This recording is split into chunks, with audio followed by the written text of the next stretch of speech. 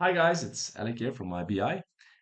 Today I want to show you guys tables and specifically why tables are so great for data handling. In today's world where we have a lot of data analysts and data science and reporting of bigger data environments, we need to see the benefits here of a table. So I think you guys are going to love it. So stick with me. Right, so a table, how do I know I'm in a table? So a table in Excel, there's some visual cues. So firstly, a normal sheet looks like this, right? So it has your normal headings of the columns and it has the row numbers on the left. This is the grid, right? So you'll also see if I click anywhere on the grid, there's no tab called table design coming up here. A table has a few visual indicators like these different shadings of rows. So you'll see there's a light blue and there's a white and again a light blue. It also has this heading row, which is always bold and at the top of the table, and these filter buttons. And once I click in it, I'll see this table design coming up. So there's a few visual indicators that help me know I'm in a table. Once I click out of it again, check there, this disappears, and there it's back again. Right. So how, why does this help? Okay, so firstly, if I were to take just this piece of data over here, you'll see if I go and paste this in a sheet, I'm just going to paste this this is quite a cool shortcut, Shift Control V, that's the paste as values shortcut. You'll see that this piece of data is not so easy to deal with. So what would you do? Typically would click there and you'd kind of like put everything, you'd widen all the columns so you can visually see it. Um, and now from there, you see this date, you'll have to kind of go and select this and highlight it and change the formats to change to dates, etc. Um, and also to move from the top to the bottom of each of these columns, you kind of have to hit control down arrow. And if you have a gap in your data, it becomes more and more difficult. So you'll see that if I go and press control down arrow, I hit the bottom of this first piece of data, then I go control down, then I hit the top of the next piece, and so I go on. So it becomes quite tricky just to handle the data. All right, and if I scroll down, you'll actually see these column headings, they disappear from my eye, which makes it very difficult once I've scrolled down to know what I'm looking at. Now, table deals with all of this actually. So firstly, let's have a look at the table headings. Um, as I scroll down, you actually see ABC becomes the heading. So that means I can go anywhere in this table, scroll down, and I've got all of these headings at the top. Even if I scroll across, I see all of it. So if I look at what is this, what does this represent? Oh, it represents something in the field called IS level L5, which is the income statement level 5 in this instance. Um, the other thing is also selecting data is much easier. So I'm just going to go to the top here. You'll see that if I wanted to know how many rows of data are in a field, quite easy. You don't have to go press there and press Control Shift down arrow anymore. That's 1101. I can actually just go to the top of this field, and as I scroll with my cursor, check this out now. Just look at it very close. I'm going to go slow, slow, slow, and suddenly it's going to make a black arrow there. That black arrow must be that black arrow. If you scroll a little bit more up, it's going to make another type of arrow, which is a cross arrow.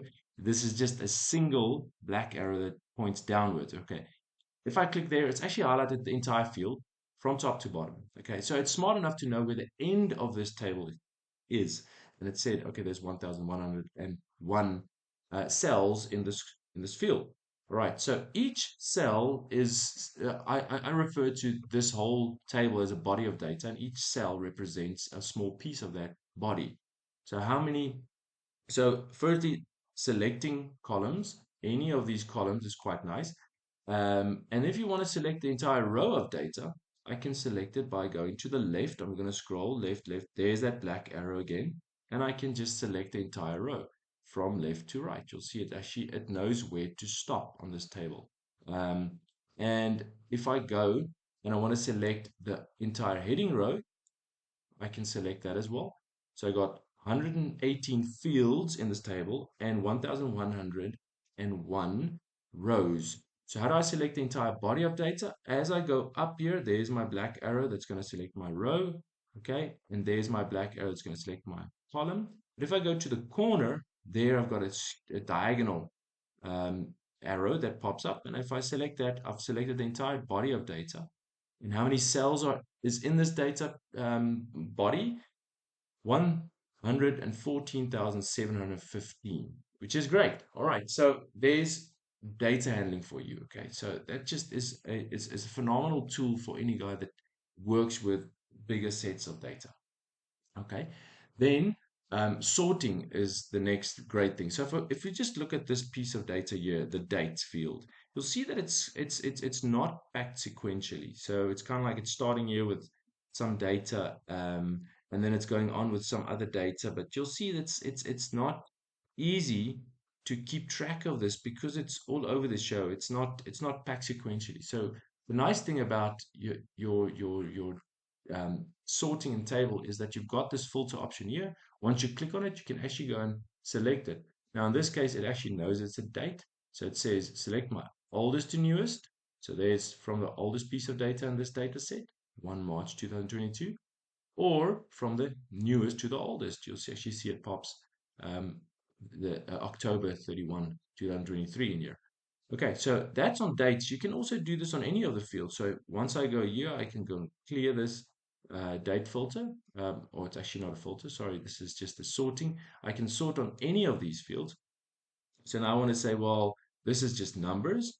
It gives you a little kind of visual indicator of what's available in this field, in this window at the bottom. This window is not always so reliable because if you have so much data that goes over 10,000 options, you actually will not see it. Um, and that just differs from types of tables, like Power Pivot has a little bit less options suddenly is sometimes in here, but more in the Power Pivot environment. Right, so, or other way around. But anyway, all I'm trying to say is that it's not always easy to find it here if you've got too many options, but you do have this number field equals filter that you can actually go and select. But all right, let's just go back to the sorting. How do I sort smallest to largest or largest to smallest? And this also works on text. If you look here in this field, there's only two options available, actuals and budgets.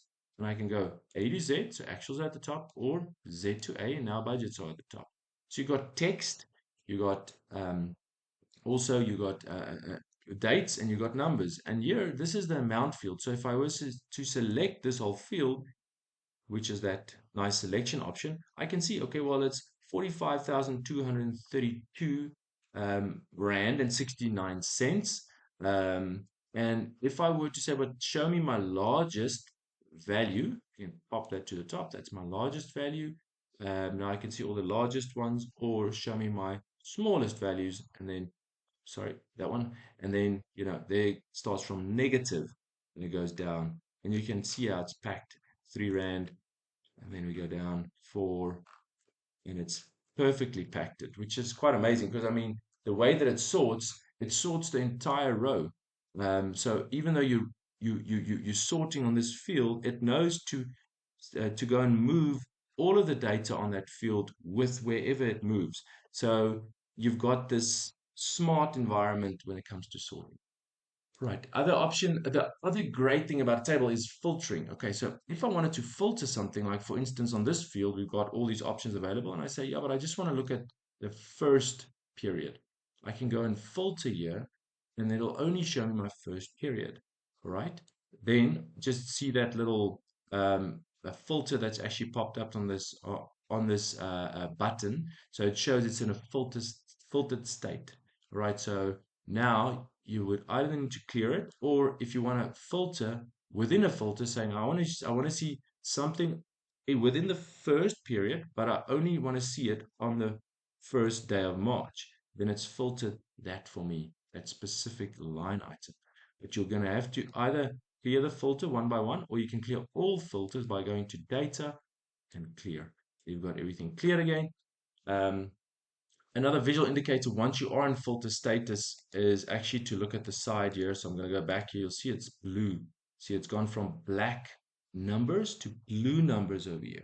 So and then you know somewhere you filtered, because I'll show you something which what happens if you, for instance, have filtered, let's say this field over here, and you go back to the left, you don't always know immediately that it's in filtered state, but this blue tells you, oh, it is in filtered state. And if you go to data, you actually see that option is available for you. Now you'll see once I've cleared the filters, it's no longer available to click. So I know it's now cleared. There's no filters. Some of the other things about filters is that you can quickly see something like, just show me, in this data, what is budget. So now it's only showing me the budget rows, and so forth. So the the great thing about filtering is you can quickly see what you need to see, without having to scroll up and down or trying to make some weird kind of VLOOKUP or lookup formula that's going to show you something. Um, then you also have these options to say, show me a number filter that is, for instance, greater than 500. Okay. There we go. So everything is now greater than 500. It's only showed me of the 1,101 rows, it's only kept 46 rows. All right, so that's a fantastic way to deal with this data. And just remember again, clearing that filter. All right. How do I create a table? So let's just end off here. How do I create a table? So I have selected some of that data and I pasted it over here. So what you would do, actually, let me rather take some more data because I did delete some information there. Control C, a new sheet. Okay. And I'm just going to paste this as values again. Shift Control V. It's a nice shortcut. Now with this selected on here, I actually go and I either go to Insert, all right, Table, and it says, so just ask me, where is the data for your table? Well, it's from A1 up to M30, so it kind of like knows it because I selected it. And it says, does it have headings? Yes, it does have headings. I can see that. Okay, and there it's popped it into a table. And now you have a lot easier way to deal with that data than this original data that I pasted here as values. So that's the one way to make a data table. The other way is also a shortcut. I'm going to control this again, new sheet, and I'm going to paste this as values. And then you've also got something called Control T, which is the same as going to insert and table. And there we've got the same options that pop up. And there I have my table. Easy. Right, guys, I hope you are going to use tables. I really highly recommend that you do. It's great. And I hope to see you guys soon. Thanks for joining. Have a good one. Bye.